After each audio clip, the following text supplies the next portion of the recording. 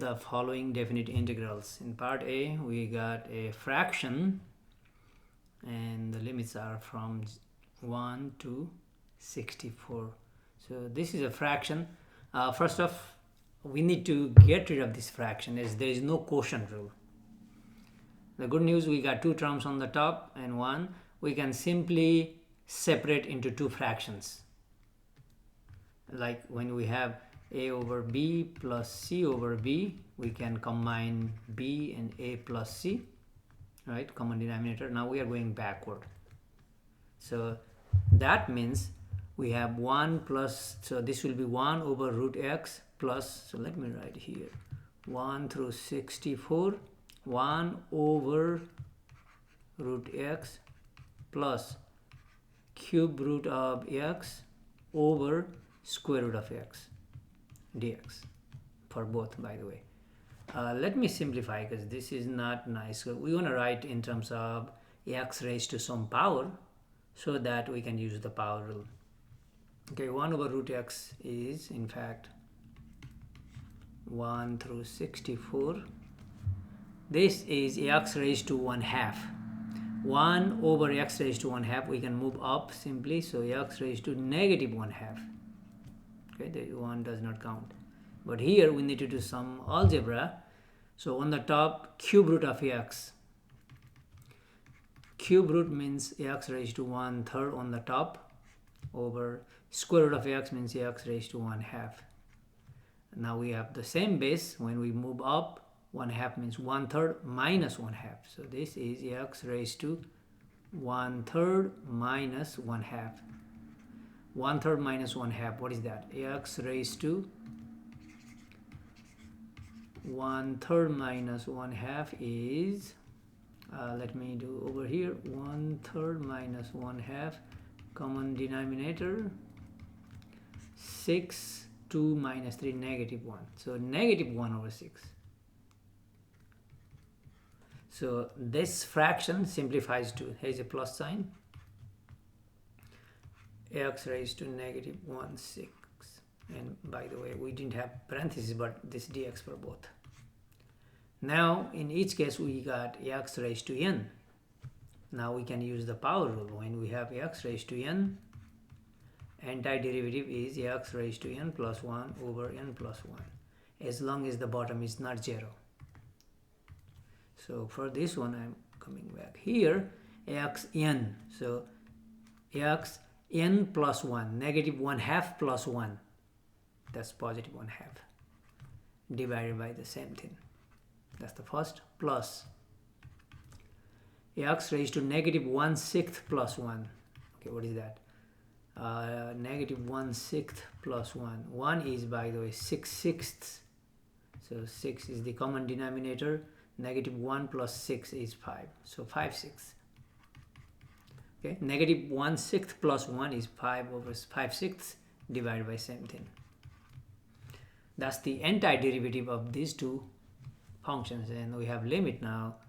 We have to evaluate this expression from 1 through 64. Means we replace x by 64 first, minus replace x by 1 then afterwards. Okay, so let me do over here, I'm running out of room. So this is in fact, this 1/2 is when we move up, this becomes 2. 5/6 becomes 6/5 in the front. Okay, now I'm going to put upper limit here. So this 1/2 is 2. This is 64, upper limit, 64 raised to 1/2. That's the square root of 64, which is 8. So plus 5 over 6 in the front becomes 6 over 5 times 64 raised to 5 over 6. Okay, that's a little bit of work. 64 raised to 5 over 6. You can use your calculator. Just enter 64 raised to 5 over 6. Okay, or this one by hand, 64 got a lot of 2's. 2 raised to 6, by the way. 2, 2, 2, 2, 2, 6 times. 6 times 5 over 6. And 6 cancel. 2 raised to 5, which is 32. So, or use calculator. This 5 6 becomes 6 fifths, and 64 raised to 5 6 is 32. That this expression from the upper limit minus, now we do the same thing, replace x by 1, and we have the answer. Okay, so this 1/2, again that's 2 times 1 raised to any power is 1, 1 raised to any finite power is 1, by the way, plus this 5/6 is 6/5, like this, and 1 raised to 5 6 is also 1. So we got 2 times 8 16 plus, okay, this one is something fifths, and here is also fifth, so I'm not gonna simplify. So 6 times 32, 192 fifths, minus, I want to distribute this negative, 2 times 1 is 2, minus plus minus 6 fifths, 16 minus 2 is 14, and I got these two, 192 minus 6 is 186 fifths. So common denominator 5, so 192 minus 6 is 186/5. We can combine these two fractions, because 14, we can multiply 14 by 5/5, so that we got common denominator of 5. 5 times 14, 70 plus 186. Okay, 256.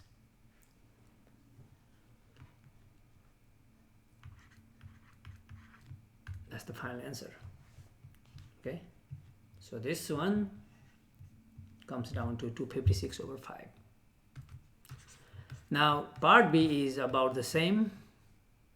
We got a fraction that we have to get rid of first, then integrate, then upper limit, lower limit. So let me simplify this. So this is x over root x minus 1 over root x.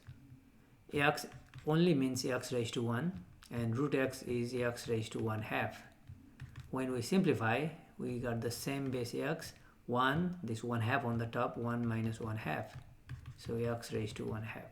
So x over root x is in fact x raised to 1/2 minus 1 over root x. Okay, 1 means nothing. X raised to 1/2 on the bottom, move up, x raised to negative 1/2. So I simplified these two fractions, this fraction making two terms, and I have 1 through 9 dx, in fact parentheses. Now we integrate each term using the power rule, xn. So that is, so integrate means I don't write this notation anymore, xn. So xn plus 1, 1/2 plus 1, 3/2 divided by 3/2. That in fact becomes 2/3 in the front, minus x raised to n means n is negative 1/2. So x raised to negative 1/2 plus 1, positive 1/2, divided by 1/2, that becomes 2 in the front. Okay, that's the antiderivative, and we want to evaluate this from for x equals 1 through 9. Let's plug in upper limit, then minus lower limit. 2/3, 9 raised to 3/2. You don't have to show this work, in fact. Let me do 9 raised to 3/2 in your calculator. So by hand, 9 is 3 square and 3/2, so that's 27, minus 2 times 9 raised to 1/2. 1/2 means square root, so square root of 9 is just 3.